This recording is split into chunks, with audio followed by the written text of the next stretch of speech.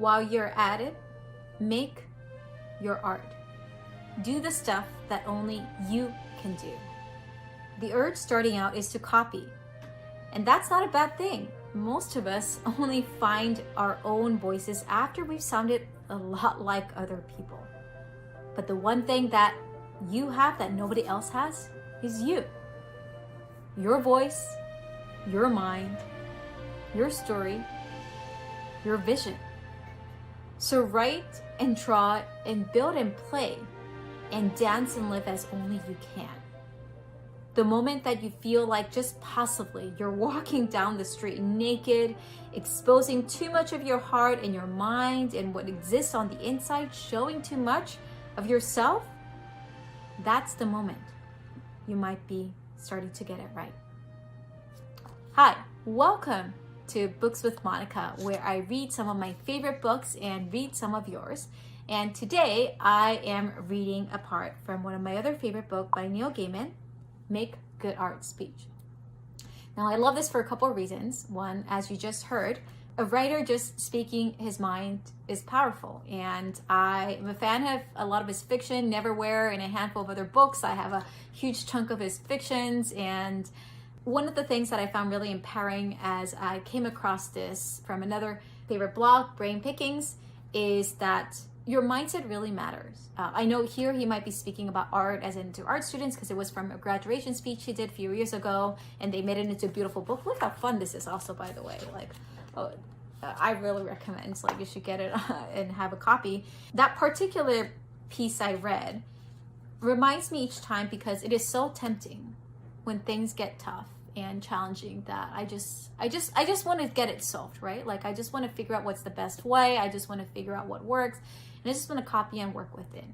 What happens in that process is we don't take enough of asking, what is the most unique way that you can do that only you can do? And asking that actually is hard because as he visually described, walking naked in the middle of the street, you just being fully you in your mind and thoughts could feel a bit scary. What if somebody doesn't like that? What if somebody disagrees? And what if you don't like? Well, of course, unfiltered, we don't want to unfilter and share everything and anything, but I think being mindful that when we create, and creation isn't, again, just about art. It's about the programs you create, the Excel documents to the missions and the products and the companies that you build. It's about how do you do this in a way that only you can do. That's actually the secret sauce of one of the differentiator. I think in business, we talk about what's your differentiator? How are you innovative? And we don't think enough about how are you doing it uniquely in the way only you can do.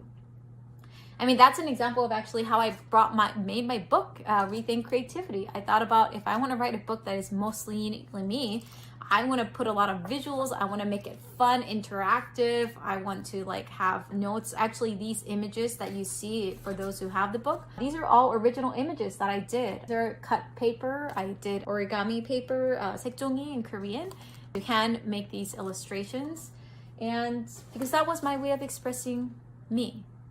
And I think a lot about that in what we deliver. A lot of the clients who have gone through our programs and projects and communities who have gone through our community events, you'll see a distinctive InnovatorsBox approach that you probably won't see elsewhere. And that's because I go back to, as Neil Gaiman says, what is the craft that we can only uniquely create? So today I challenge you, what is something that only you can do? Now, I know, again, it could be a little scary, but start with small one thing at a time. Maybe it's the food you're going to have. Maybe it's the email you're about to send out in a certain way or the marketing material. Give it a try. See how you feel. And once you get comfortable in that, I encourage you to keep getting deeper. Keep doing more. You might be surprised not only in what you get to share, but how you empower others. Because just when you thought that you got it screwed up, that might be the moment you're actually getting it right in empowering others. So, see you in the next one.